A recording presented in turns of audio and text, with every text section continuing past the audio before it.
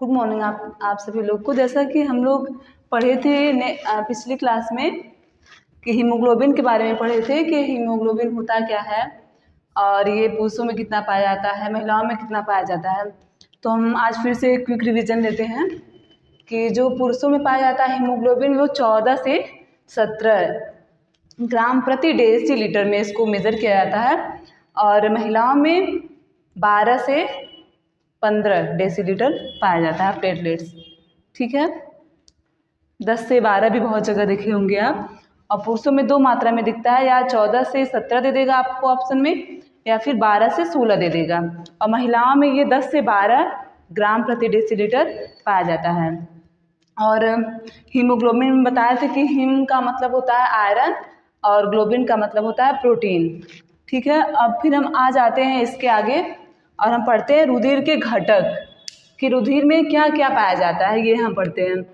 तो रुधिर में पाया जाता है पहले तो प्लेटलेट्स, और इसका सेकंड है ब्लड सेल कह सकते हैं या फिर ब्लड कार्पसेल कह सकते हैं आप। ठीक, प्लाज्मा जो होता है वो हमारे ब्लड में 55% पाया जाता है।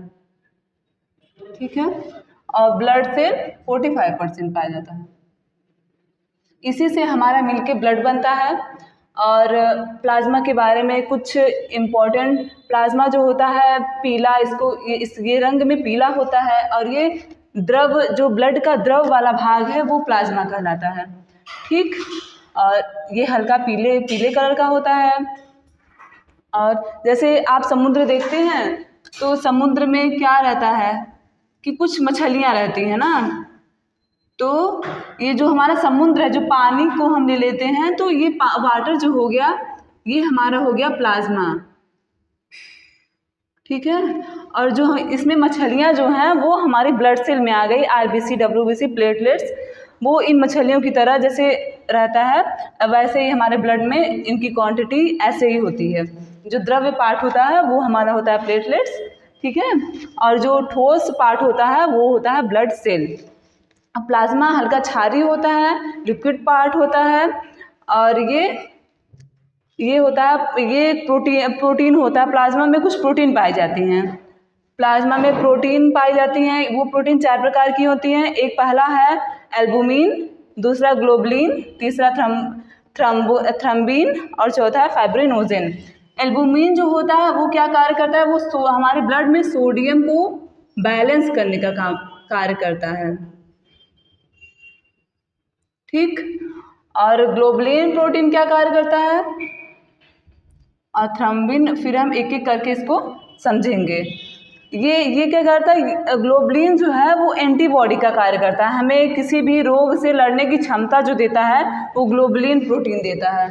और थ्रोम्बिन और फिब्रिनोजन ये दोनों ब्लड क्लॉटिंग में हेल्प करते हैं।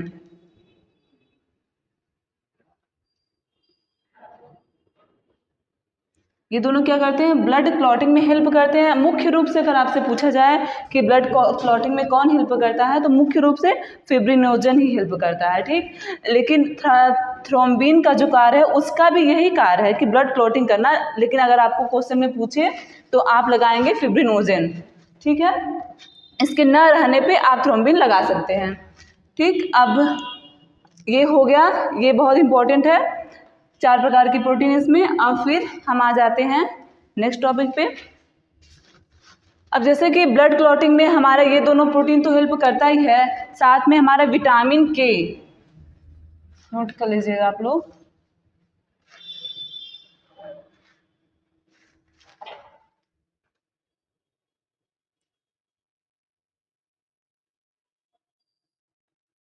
विटामिन के भी हमारा हेल्प करता है ब्लड क्लॉटिंग में,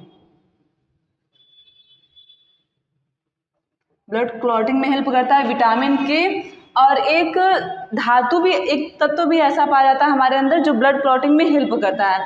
वो कौन सा है, वो है पोटेशियम, जो कि हमारे बॉडी में नहीं, कैल्शियम होता है जो कि बॉडी में ब्लड क्लॉटिंग में हेल्प करता है। ठीक,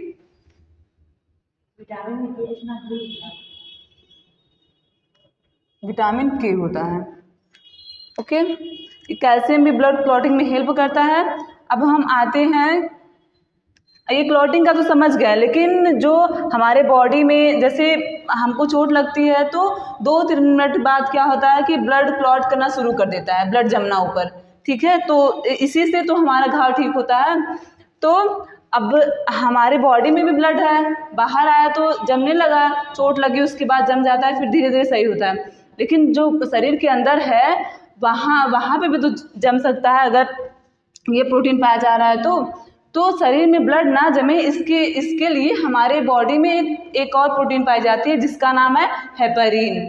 हेपेरिन जो कार्य करता है वो हमारे बॉडी में ब्लड क्लॉटिंग को रोकने में हेल्प करता है, ठीक है, हेपेरिन। और हेपेरिन यकृत लीवर बनाता है। हेपेरिन का निर्माण लीवर में होता है और ब्लड में हेपेरिन पाया जाता है, ठीक। इसका मुख्य कार्य है शरीर में ब्लड को जमने न देना, ठीक है। अब हम आते हैं ब्लड सेल पे। ये हमारा प्लाज्मा कंप्लीट हो गया, अब हम ब्लड सेल पे चलते हैं।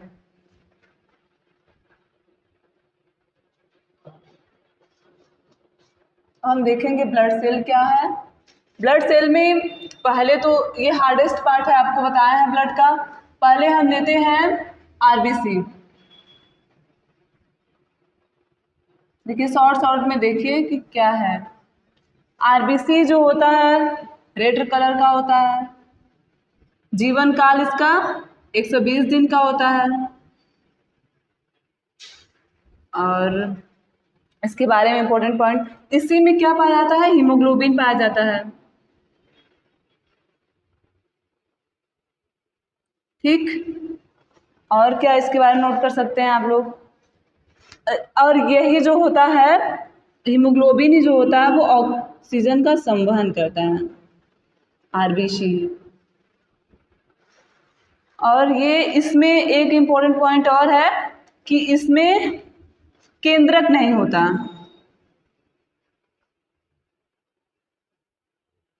केंद्रक नहीं होता, इसे हम ब्रेनलेस सेल भी कहते हैं,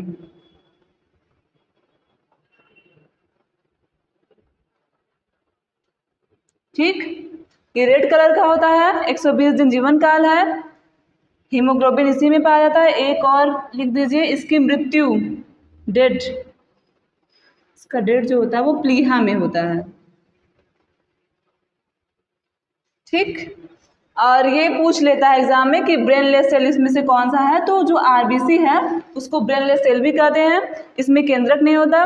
और 2 जंतु ऐसे हैं जिसके आरबीसी में केंद्रक होता है, जैसे घोड़ा हो गया और लामा हो गया, इनके क्या होगा, आरबीसी में केंद्रक होगा, पाया जाता है इनके में, ठीक है। ये अपवाद के रूप में है और ये मैक्सिमम अमाउंट में हमारी बॉडी में आरबीसी पाई जाती है, सबसे मैक्सिमम अमाउंट में आरबीसी ही पाया जाता है, ठीक। अब हम आते हैं कुछ इम्पोर्टेंट पॉइंट। ऐसे ऊंचाई पे आप देखते होंगे कि ऊंचाई पे जाने पे जो पहाड़ों में रहते हैं उनकी स्किन अधिकतर रेड होती है, उनका चेहरा देखिए रेड होता है, हाथ रेड होता है। तो ये इसलिए होता है क्योंकि जब हम ऊंचाई पे जाते हैं तो हमारे ब्लड में आरबीसी की मात्रा बढ़ने लगती है। आरबीसी की मात्रा बढ़ने की वजह से हमारा चेहरा और हाथ जो भी रहता है पहाड़ों पे उनका रेड होता है, बॉडी रेड होती है, ठीक है। और इसका नाम सुन लीजिए, रासायनिक नाम क्या है, रासायनिक नाम इरिथ्रोसाइट, इरिथ्रोसाइट। आरबीसी का रासायनिक नाम होता है इरिथ्रोसाइट, ठीक। अब हम आपको बताते हैं कि जैसे हम मतलब वायु लेते हैं श्वसन के रूप में, जब भी लेते हैं वायु ही लेते हैं, वैसे तो ऑक्सीजन तो नहीं बोल सकते। तो जो उसमें ऑक्सीजन होता है वो हमारे हीमोग्लोबिन से जुड़ता है ना, जुड़ता है तो ही तो हमारे श्वसन की क्रिया पूरी होती है और फिर कार्बन डाइऑक्साइड निकलता है, ठीक। तो ये सबसे गैसें तो बहुत सी होती हैं, जब भी सांस लेते हैं तो बहुत सी गैसें हमारे अंदर जाती हैं। तो ये हीमोग्लोबिन किस किस से जुड़ता है ये देखिए, ठीक। हीमोग्लोबिन जो सबसे ज़्यादा जुड़ता है वो है कार्बन मोनोऑक्साइड से, ठीक। उसके बाद ये ऑक्सीजन से जुड़ता है, ठीक है। ये कार्बन मोनोऑक्साइड से जुड़ेगा तो कार्बोक्सिलिक ये बनाएगा कार्बोक्सी हेमोग्लोबिन, और ऑक्सीजन से जुड़ेगा तो ऑक्सी हीमोग्लोबिन, ठीक है। अब हम पढ़ते हैं WBC, ठीक है। देखिए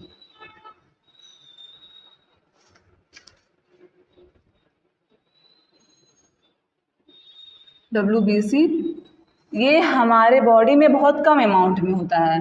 जैसे RBC की मात्रा लगभग 4.5 से 5.5 मिलियन हमारे बॉडी में होती है RBC की मात्रा, और WBC की मात्रा 8 से 10 हज़ार होती है, ठीक है। तो मात्रा इसकी 8 से 10 हज़ार। इसका रासायनिक नाम ल्यूकोसाइट। हमारी बॉडी में 8 से 10 हज़ार मात्रा पाई जाती है WBC की, ठीक। और इसका नाम क्या होता है? ल्यूकोसाइट।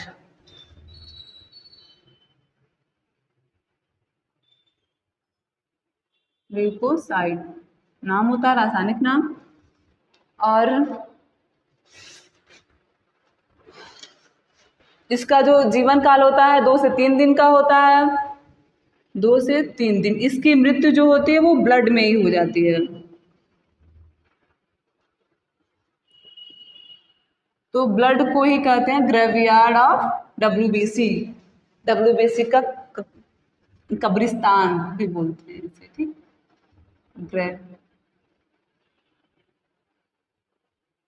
ग्रेवयार्ड ऑफ WBC, ठीक। ल्यूकोसाइट नाम होता है। 8 से 10 हज़ार, 2 से 3 दिन में इसकी डेथ हो जाती है, ठीक।